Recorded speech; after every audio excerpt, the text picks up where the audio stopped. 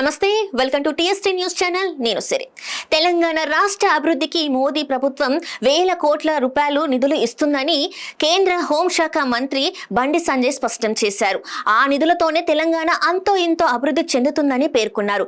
కేంద్రం నిధులు ఇవ్వకుంటే తెలంగాణ అభివృద్ధి చెందే అవకాశమే లేదన్నారు. శుక్రవారం హైదరాబాద్ లోని ఆర్టీసీ క్రాస్ రోడ్స్ వద్ద మీడియాతో ఆయన మాట్లాడారు. దేశ రాజధాని నుంచి తాము నిధులు తెస్తుంటే కాంగ్రెస్ వాళ్ళు తెలంగాణ సొమ్ముని ఢిల్లీలోని కాంగ్రెస్ పెద్దలకు పంపుతున్నారని మండిపడ్డారు.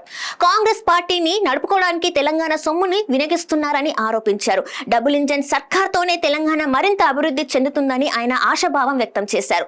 తెలంగాణ ప్రజలు ఆశీర్వాదం కోసం మోదీ హైదరాబాద్ వస్తున్నారని వివరించారు.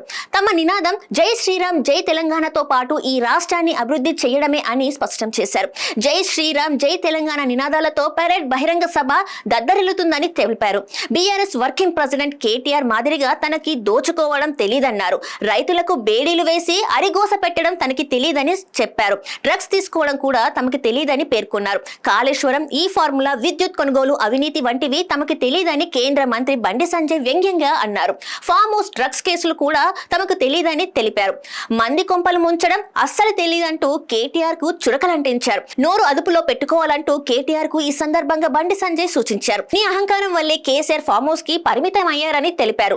నీ కార్యకర్తలే కేటీఆర్ ని చూసి ఆ పార్టీ కార్యకర్తలే ఆశ్రయించుకుంటున్నారని ఆగ్రహం వ్యక్తం చేశారు. బీఆర్ఎస్ ఏం చేసినా అధికారంలోకి రావడం కల్లా అని కుండ బద్దలు కొట్టారు. ఎప్పుడు ఎన్నికలొచ్చినా తెలంగాణలో అధికారంలోకి వచ్చేది బీజేపీ అని ఆయన జోస్యం చెప్పారు. మోదీ సభ తర్వాత రాష్ట్రంలో జరగబోయేది చూడండి అంటూ అధికార కాంగ్రెస్, ప్రతిపక్ష బీఆర్ఎస్ పార్టీలకు కేంద్ర మంత్రి బండి సంజయ్ స్పష్టం చేశారు. మే 10వ తారీఖున సికింద్రాబాద్ పరేడ్ గ్రౌండ్ వేదికగా జరిగే ప్రధాని మోదీ బహిరంగ సభను విజయవంతం చేయాలని ప్రజలకు పిలుపునిచ్చారు.